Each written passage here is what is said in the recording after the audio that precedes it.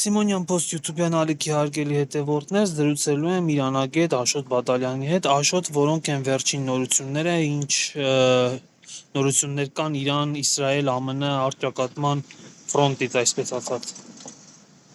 Ողջույն Կորյուն, գիշերվա ընթացքում Իրանը շարունակել էր հրթիռակոծությունները, Իսրայելի ուղղությամբ հրթիռներ էր արձակել, որոնք ընկել են Երուսաղեմի, նաև հրթիռներ են եղել, որոնք են Երուսաղեմի վրա։ Հետաքրքրական էր, որ արդեն երեկ Բեյրութից լիբանանյան Հեզբոլլա խմբավորումը նույնպես հրթիռներ էր արձակել Իսրայելի ուղղությամբ, ի պատասխան Իսրայելն էր դիմել գործողությունների Լիբանանում Հեզբոլլա խմբավորման դեմ։ Այս ընթացքում արդեն նաև իրանական կողմը հրթիռներ էր արձակել Պարսից ծոցի արաբական երկրների ուղղությամբ, այնտեղ գտնվող ամերիկյան ռազմաբազաների դեմ, ինչը ավելի է սրել լարվածությունը։ Այս ընթացքում արդեն գիտենք, որ Կատարի արտաքին գործերի նախարարությունը դատապարտել է Իրանի քայլերը, Արաբական Միացյալ Էմիրությունների դեսպանը Իրանում հայտնում են, որ հետ է կանչվել, ինչպես նաև Էմիրությունները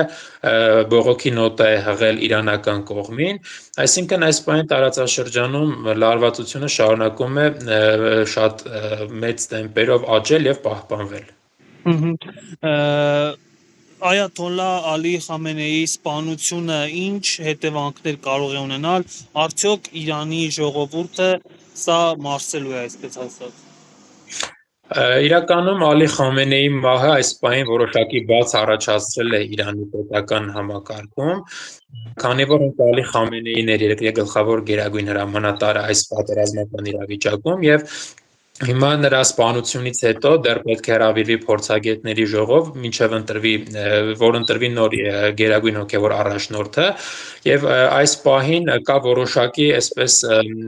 ուրեմն անջատում ինստիտուտների միջև, դրա մասին խոսել էր նաև արտաքին գործերի նախարար Աբբաս Արաղչին նշել էր, որ այս պահի դրությամբ պարբերաբար իրենք զինված ուժերին զգուշացնում է, որպեսզի թիրախներ ընտրելու հարցում զգուշ լինեն, մանավանդ արաբական երկրների հարցում, եւ նշել էր, որ այս պահին կա որոշակի խզում կառույցների միջև եւ որոշ կառույցներ գործում են անկախ հիմք ընդունելով նախկինում իրենց տրված հրամանները։ Ինչ վերաբերում է Իրանի ժողովրդին, ապա այստեղ մի փոքր պետք է տարակարծություն ունենանք, քանի որ Իրանի ժողովրդի մի մասը իհարկե աջակցում է երկրի իշխանություններին, այդ թվում գերագույն հոգևոր առաջնորդ Ալի Խամենեին, բայց կա նաև հասարակության մեկ այլ հատված, որը դեմ էր եւ վերջին ընթացքում էլ մենք հունվարին տեսանք ակտիվ բողոքի ակցիաներ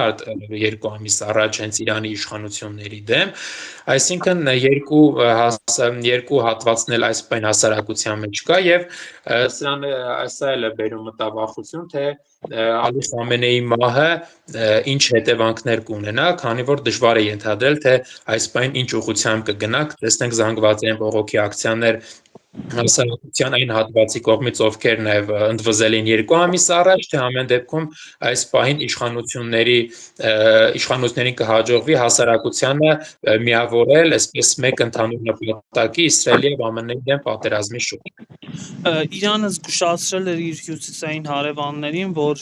պատասխան է լինելու, եթե ներքաշվեն պատերազմի մեջ, դա արդյոք մեզ վերաբերվում էր։ Կարծում եմ, որ այդքան էլ մեզ չէր վերաբերում, որովհետև հիմնականում խոսքը Ադրբեջանին կարող ենք ասել, որ ուղղված էր, որովհետև մենք փորձը տեսել ենք նախորդ տարվա ռազմական գործողությունների ընթացքում, երբ իրանական կողմը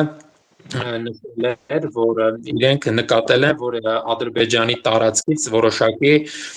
ուրեմն շարժ է եղել Իրանի ուղղությամբ, այդ մասին խոսել էր նաև այստեղ Հայաստանում այն ժամանակվա Իրանի դեսպան Մեհդի Սոփանին,